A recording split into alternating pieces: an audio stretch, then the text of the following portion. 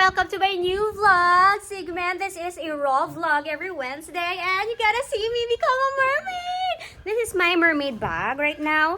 Syempre, I got my fins. You see it? You see it? It looks like an angel, right? Then, I got my clothes.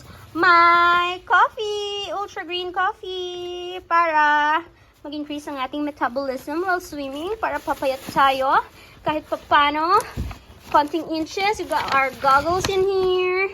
Dapat kasama yung nose. Ano siya? Dapat yung full goggles, not this one. I still have to buy.